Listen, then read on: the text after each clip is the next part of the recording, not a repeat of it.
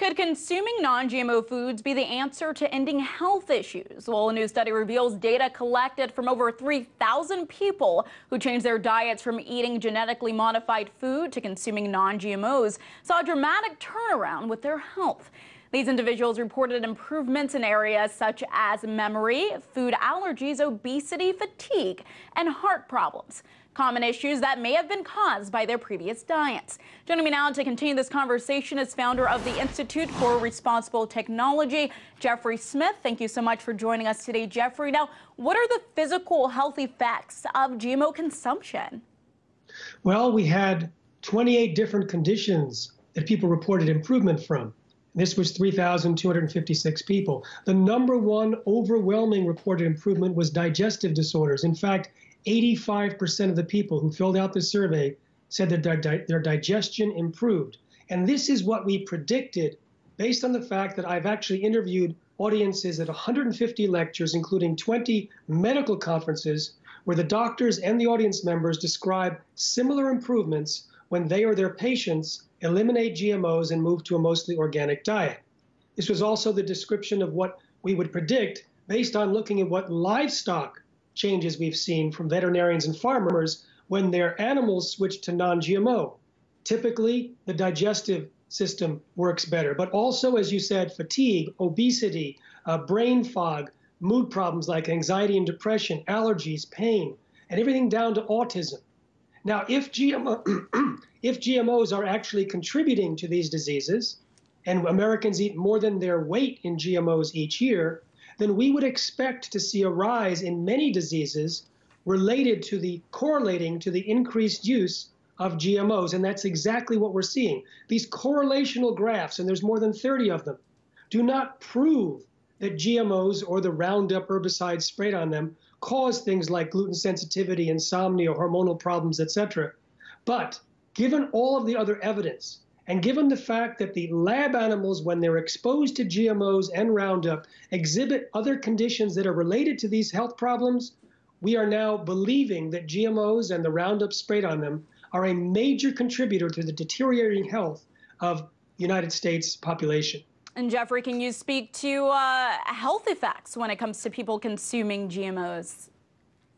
Well, you know, when you look at the animal feeding studies, as we did in this article published in the International Journal of Human Nutrition and Functional Medicine, you see indicators of problems with the liver and the kidneys. Now, what's the cause of it? Now, GMOs are largely sprayed with Roundup. They're called Roundup Ready seeds, and they're sprayed with Roundup herbicide once they grow and sprout in the field.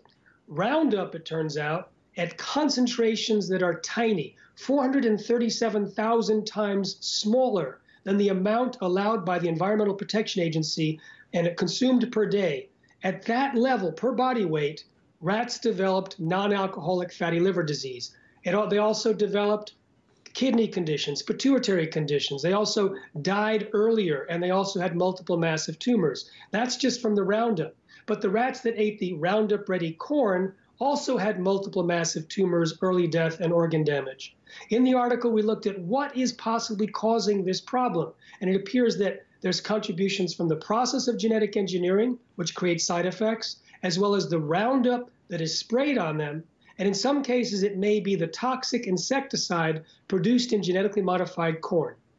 Well, Jeffrey, as you pointed out earlier, obviously those people who you collected data from who were able to switch their diets saw huge improvements in their health.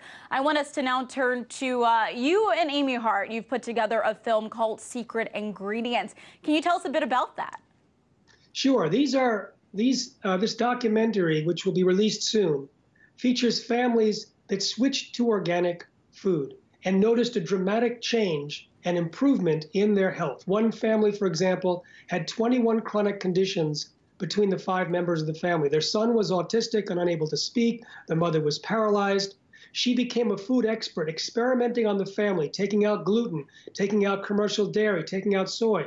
When she finally learned about GMOs and the Roundup sprayed on them, she switched the family to organic, and all of the conditions disappeared. The son is no longer autistic.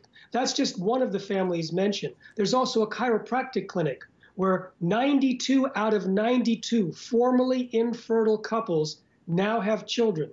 And they were not only given chiropractic care, but everyone was switched to a 100% organic diet. So we believe that the rise of infertility in the United States, perhaps the rise of autism, many of these disorders are linked to the food we eat. Now, we talk about organic. You said earlier about switching to non-GMO. I'm going to take it up a notch, because Roundup herbicide, which we know is probably one of the perpetrators of these problems, is not just sprayed on Roundup-ready genetically modified crops. It's also sprayed on wheat, barley, rye, oats, potatoes, sweet potatoes, sugarcane, etc. So these are non-GMO crops, so the Roundup is in our food supply big time. Therefore, instead of just avoiding the GMOs, switch to organic, which doesn't allow GMOs or the use of Roundup. And when you do so, take notes. Take a look at the energy level, at your mood, behavior. Write down all the symptoms and rate them from 1 to 10 and see how they may change. If based on what we saw in the movie Secret Ingredients, which is available, you can see the trailer at secretingredientsmovie.com, or in the article about the survey, which is found at nongmosimprovehealth.com, we would expect that a large percentage of the people who try this will notice a very significant change, and some of them it will be life-changing. Jeffrey, it sounds like Secret Ingredients is a documentary that a lot of people will be able to relate to. We're a little short on time here. Can you quickly tell us what you and Amy are hoping the average viewer will take away from your film? We've already tested it on some audiences, and virtually everyone has increased their commitment to organic food. Whether they're already largely organic, they decide, okay, we have to be fully organic. And if people have never been organic, they decide they're going to try it. And this is something that's easy to do for most people, depending on where you live. And you can even order organic food in the mail. But trying it, it turns out, has positive benefits, not just in health, but also financially. In the movie Secret Ingredients, we have families that no longer go to doctors between their annual physicals for their family. And one family that we interviewed for the movie, that didn't make it into the movie, but I'll give you the plot spoiler anyway, their financial outlay for health costs dropped by half the first year and then another half the second year. They made thousands of dollars in savings. And so they made far more money in savings than they spent on organic food. Wow, powerful stuff. Thank you so much for your insight, Jeffrey, and for coming on to our show. That's Jeffrey Smith, founder of the Institute for Responsible Technology in San Francisco. Thank you so much.